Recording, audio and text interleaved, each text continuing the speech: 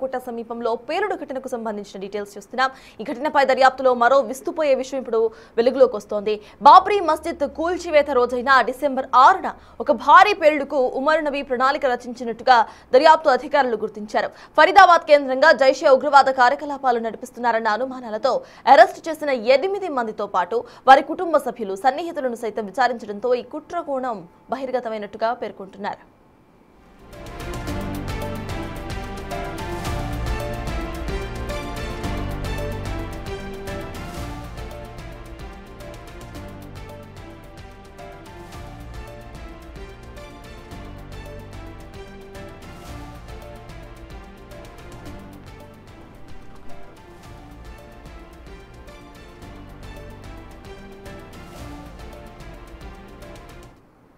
దేశంలో ఒక భారీ ఉగ్రదాడికి సంబంధించిన అప్డేట్ చూస్తున్నాం. దీనికి సంబంధించిన అప్డేట్స్ మా ఇన్పుట్ ఎడిటర్ పవన్ ను అడిగి తెలుసుకుందాం. పవన్, చెప్పండి, మొన్న ఇటు రైజిన్ ను కూరగాయల్లో కలిపి పాయిజన్ చేద్దామని అనుకున్నారు. ఇక ఇవాళ డిసెంబర్ 6న ఒక పెద్ద పేలుడు సంభవించాలి అంటూ కూడా వాళ్ళు ప్లాన్ చేసుకున్నట్టు అర్థమవుతోంది. దీన్ని ఎలా చూడాలంటారు? అండ్ ఇప్పటికే కొంతమందిని పట్టుకున్నారు, ఇంకా ఉండే అవకాశం ఉందనుకోవాలా? అప్డేట్స్ ఏంటి? ఖచ్చితంగా ఎన్ఐఏ దర్యాప్తులో సంచలన విషయాలు బయటపడుతూ ఉన్నాయి, విస్మయకర విషయాలన్నీ కూడా బయటపడుతున్నాయి. దీని వెనకాల ఏ మాడ్యూల్ పనిచేసిందనే దానిపైన కూడా ఎన్ఐఏ కీలక ఆధారాలను సేకరించింది. మొత్తం ఈ ఉగ్రదాడిలో, ఈ కుట్రలో మొత్తం డాక్టర్లు ఇన్వాల్వ్ అవ్వడం అనేది కొంత ఆందోళన కలిగిస్తుంది. వీళ్ళందరూ కూడా ఒకటే యూనివర్సిటీకి చెందిన వాళ్ళు, వీళ్ళందరూ కలిసి ఈ ఉగ్రదాడికి కుట్ర పన్నినట్లుగా తెలుస్తుంది. ఇప్పటికే 2 కార్లను పోలీసులు మొన్న పేలుడుకు ఉపయోగించిన కార్ ఉమర్దిగా గుర్తించారు. మరొక ఫోర్డ్ కార్ను కూడా ఉమర్ది గుర్తించారు, దాన్ని కూడా స్వాధీనం చేసుకున్నారు. అందులో కూడా పేలుడు పదార్థాలు భారీగా నిల్వ ఉన్నట్లుగా అనుమానిస్తున్నారు. కాబట్టి దాన్ని ఇంకా పూర్తి స్థాయిలో తనిఖీలు చేసిన తర్వాత దాన్ని స్వాధీనం చేసుకోవడానికి ప్రయత్నాలు కొనసాగిస్తున్నారు. మరొక కార్ కూడా ఉంది, ఉమర్కి సంబంధించింది అనే విచారణలో తేలింది. దానికోసం కూడా తీవ్రంగా గాలిస్తున్నారు.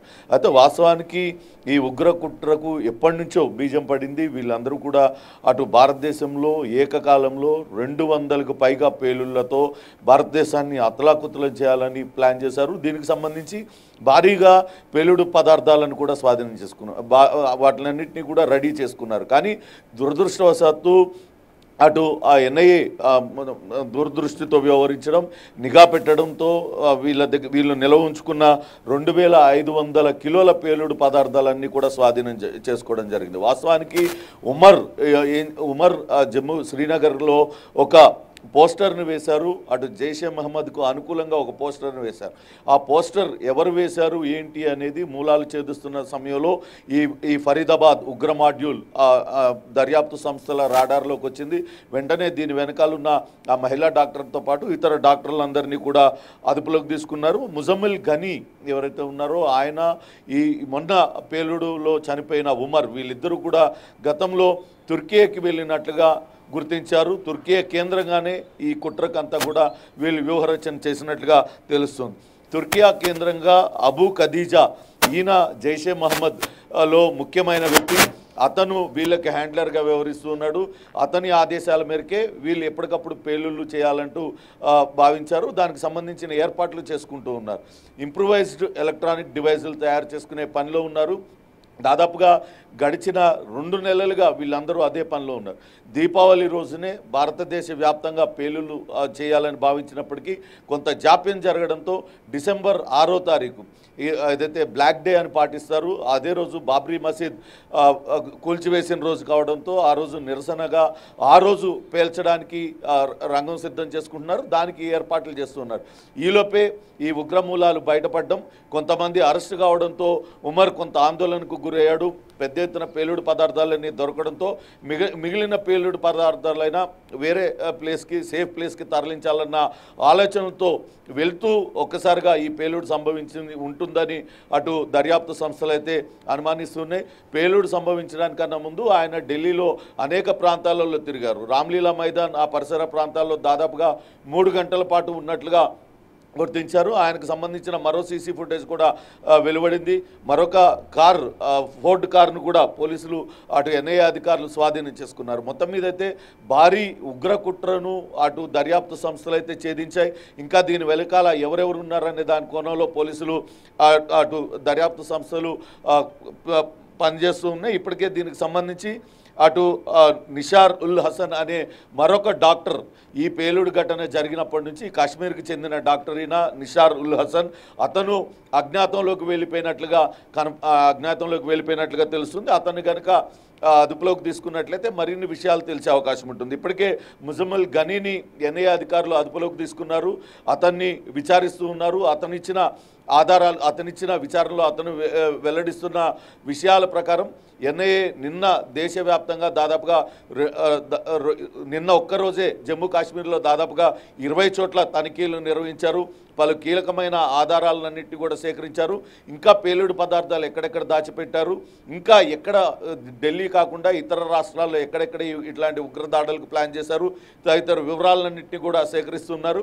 మొత్తం మీద ఈ ఫరీదాబాద్ ఉగ్ర మాడ్యూల్ని కనుక ఛేదించినట్లయితే మరింత వీళ్ళు ఇంకా ఎక్కడెక్కడ ఇటువంటి విధ్వంసాలు చేయడానికి కుట్ర పన్నారు అన్నీ కూడా వెలుగు చూసే అవకాశం ఉంటుంది. ఇంకా కూడా కొంతమంది వీళ్ళ వెనకాల ఉన్నారు.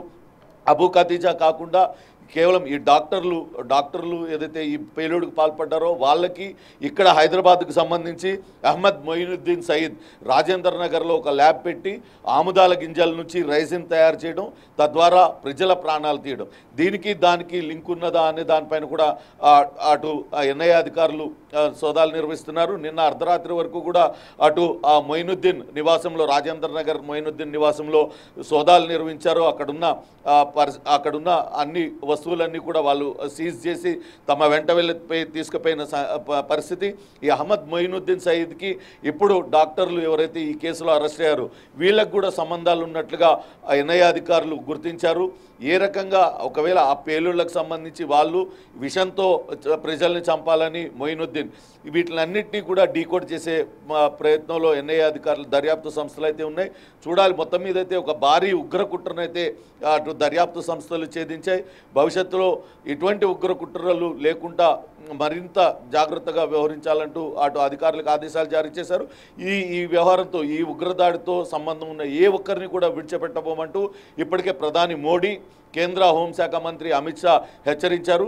నగరాలలో ఎక్కడెక్కడైతే స్లీపర్ సెల్స్ యాక్టివ్గా పనిచేస్తున్నాయో ఆ స్లీపర్ సెల్స్ని అన్నింటినీ గుర్తించి వాళ్ళని అదుపులోకి తీసుకుంటే మరిన్ని విషయాలు వెలుగు చూసే అవకాశం ఉంటుంది. దాదాపుగా 2900 కిలోల పేలుడు పదార్థాలని స్వాధీనం చేసుకున్నారు. అంటే ఇంకా అంతకంటే భారీ మొత్తంలో వీళ్ళు ఎక్కడైనా సేఫ్ హౌస్లలో నిల్వ చేసి ఉండొచ్చునన్న అనుమానాలు వ్యక్తం అవుతున్న నేపథ్యంలో వాటి కోసం గాలింపును తీవ్రతరం చేశారు. సర్తాజ్.